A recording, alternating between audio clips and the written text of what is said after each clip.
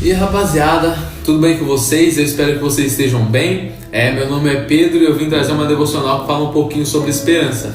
E por isso a gente vai ler um texto que se encontra lá no livro de Romanos, no capítulo 8, no versículo 31 até o versículo 39, que diz assim: Que diremos então à vista dessas coisas? Se Deus é por nós, quem será contra nós? Aquele que não poupou o seu próprio filho, mas por todos nós o entregou, será que não nos dará graciosamente com ele todas as coisas? Quem tentará acusação contra os eleitos de Deus? É Deus quem os justifica. Quem os condenará? É Cristo Jesus quem morreu, ou melhor, quem ressuscitou, o qual está assentado à direita de Deus e também intercede por nós. Quem nos separará do amor de Cristo? Será tribulação, ou angústia, ou perseguição, ou fome, ou a nudez, ou o perigo, ou a espada? Como está escrito: por amor de ti somos entregues à morte continuamente. Fomos considerados como ovelhas para o matadouro. Em todas essas coisas, porém, somos mais que vencedores, por meio daquele que nos amou. Porque estou bem certo de que nem a morte, nem a vida, nem os anjos, nem os principados, nem as coisas do presente, nem do porvir, nem os poderes, nem altura, nem profundidade, nem qualquer outra criatura poderá nos separar do amor de Deus, que está em Cristo Jesus, o nosso Senhor. Então, o que a gente pode parar para pensar? A gente para pensar que a gente está vivendo num mundo que ele é completamente cheio de caos, cheio de coisa ruim, cheio de dificuldade. E é só você ligar a TV aí no Cidade Alerta ou em qualquer jornal que você vai passar o dia inteiro vendo notícia ruim, principalmente no tempo que a gente está vivendo. E realmente o mundo está vivendo um caos, e por isso eu queria trazer alguns dados para a gente poder pensar um pouco melhor nisso. Os dados dizem o seguinte: 18 países em grupo se encontram em situação de guerra. 1 a cada 9 pessoas no mundo passa fome, ou seja, 821 milhões de pessoas. 250 milhões de cristãos no mundo sofrem alto índice de perseguição. A próxima geração de crianças é considerada pela ONU como uma geração perdida. 37 milhões de crianças no Brasil são órfãs. 4 meninas de até 13 anos no Brasil são abusadas sexualmente a cada hora. Mais de 40 milhões de pessoas no mundo são escravizadas. O tráfico de pessoas é normal em muitos países e acontece de forma escondida na maioria. Estamos vivendo uma pandemia mundial chamada Covid-19. Estamos enfrentando cada vez mais casos de racismo e preconceito que resultam em morte muitas vezes. E sabe,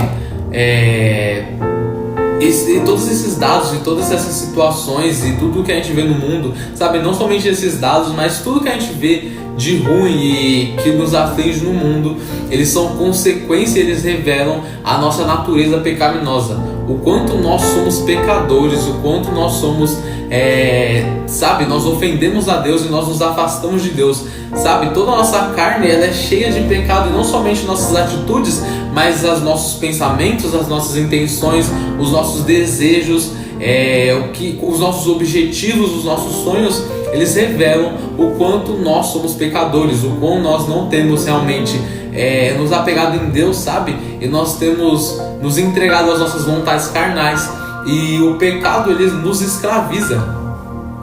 Por exemplo, tem muitas coisas que a gente faz que a gente nem sabe por que faz, sabe? E a palavra de Deus em Romanos 7 ela fala isso, que Paulo ele fazia coisas que ele nem sabia por que fazia, porque ele era escravo do pecado. Então, quantas vezes você já não virou e falou: mano, por que eu fiz isso? Por que eu fiz tal coisa? Por que eu fiz aquilo? Por que eu tô pensando isso? Por que eu tô desse jeito?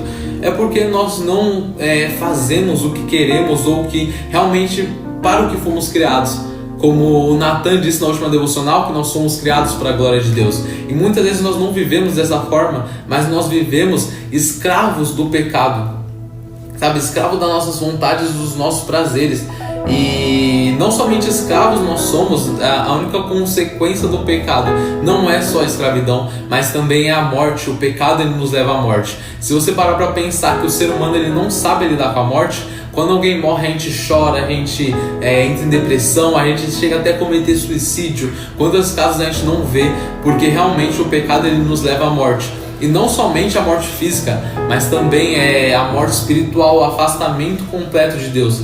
Nós simplesmente nos afastamos de Deus por conta do nosso pecado e por conta das nossas vontades. E nós nos jogamos em um mundo de densas trevas. E pensando em tudo isso, pensando em todos os dados que a gente viu, pensando em todas as coisas que a gente sabe que a gente faz que não agrada a Deus, qual é a nossa esperança? Se nós somos escravos e nós não temos liberdade, se nós somos mortos, não somente fisicamente, mas também espiritualmente, o que a gente pode fazer? O que o morto pode fazer? O morto não pode fazer nada. E qual é a nossa esperança então? O mundo ele vai de mal a pior. E nós vemos as notícias na TV e também as coisas que enfrentamos no dia a dia. E o mundo vai de mal a pior. E aí? E qual é a nossa esperança, sabe? E lendo esse texto que a gente leu hoje, a nossa esperança é de que nada pode nos separar do amor de Deus. Sabe? Nada pode nos tirar e das mãos do nosso Redentor, das mãos de Jesus Cristo, nada pode nos separar desse amor tão grande, desse amor que é infinito, desse amor que não tem limite e que não depende de nós. Ele é incondicional. Mas como assim, Pedro? Eu já não me afastei de Deus, eu já não pequei, como nada pode me separar do amor de Deus? A gente tem uma notícia muito linda e ela é denominada Boas Novas na Bíblia, Boas Notícias. A gente não vê mais boas notícias, né? A gente acabou de receber muitas notícias ruins, mas ela é denominada Boas Novas na Bíblia, que é a notícia de que Jesus Cristo, ele pagou o preço pelos nossos pecados. Ele morreu numa cruz onde era para eu, onde era para você e todos nós morrermos por conta do nosso pecado. Jesus Cristo, ele morreu no nosso lugar, ele se entregou no nosso lugar. Então quantas vezes você já não ouviu? Nossa, Jesus morreu na cruz. E isso todo mundo fala, sabe? Mas muitas vezes a gente não sabe por quê. E eu quero que você saiba que é porque você pecou, porque eu pequei. E ele pagou o preço no nosso lugar, ele se entregou no nosso lugar. E ele sofreu tanto, ele sofreu tanta angústia e tanto sofrimento, e foi humilhado e foi rejeitado. E foi rejeitado não somente pelos homens, mas por Deus na cruz para nos salvar. E ele venceu a morte, ele venceu o pecado, sabe? Ele ressuscitou no terceiro dia e ele venceu, sabe? Então a morte, que hoje é o fim da vida, é que não há nada que possa nos livrar da morte. A gente não consegue acrescentar 2 centímetros, 1 centímetro, 1 minuto, 1 segundo de vida sequer. A Bíblia diz que a gente não acrescenta 1 metro na nossa vida. Mas só que Jesus Cristo, ele venceu a morte que ninguém tem poder para vencer. Ele ressuscitou e ele venceu, e ele pagou o preço pelo seu pecado. Então nada pode nos separar do amor de Deus. Não há tribulação, é o que diz o texto, sabe? Não há tribulação, não há angústia, não há morte nem vida, não há principado, potestade, ou seja, não há demônios, não há espírito maligno que nos separe do amor de Jesus. Porque a única coisa que te separava do amor de Jesus, que é o pecado, ele venceu na cruz e pagou o preço para nos salvar, para nos dar a salvação. E que ótima notícia é essa, né?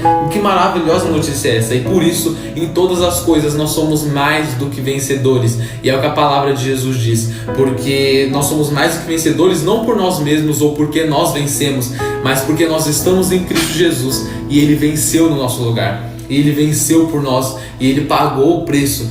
Quando ele morreu, antes dele morrer, ele disse: está consumado, está pago, tudo foi pago. Você não precisa lutar, você não precisa se esforçar, porque ele venceu. Você só precisa ir a Cristo. Ele diz: vinde a mim os cansados e oprimidos, que eu vos aliviarei. Então ele nos aliviará, ele nos dará conforto e esperança. Não o conforto de que tudo vai passar, não o conforto de que não vai haver tribulação, mas que em meio à tribulação nada te separa do amor de Jesus. E ele te dá uma vida eterna, eternamente ao lado dele. Ele te dá uma vida eterna. E para a gente meditar um pouco sobre isso, eu queria abrir no texto lá de Isaías 40, do versículo 1 ao versículo 2. Se você tiver a Bíblia aí, você abre. Se você não tiver, você acompanha. Porque diz assim: consolem o meu povo, diz o Deus de vocês. Falem ao coração de Jerusalém, anunciem que o tempo da sua escravidão já acabou e que a sua iniquidade está perdoada, e que ela já recebeu em dobro das mãos do Senhor por todos os seus pecados. Então, se você está em Cristo Jesus hoje, eu quero te anunciar que por meio de Jesus Cristo os seus pecados já foram perdoados e você já foi liberto da escravidão. Você já não está mais morto, mas agora você tem vida em Cristo Jesus, porque Ele ressuscitou e te deu vida, e os seus pecados foram perdoados pelo sangue de Jesus. E você recebeu em dobro o que você merecia, porque você merecia a morte, você merecia o inferno.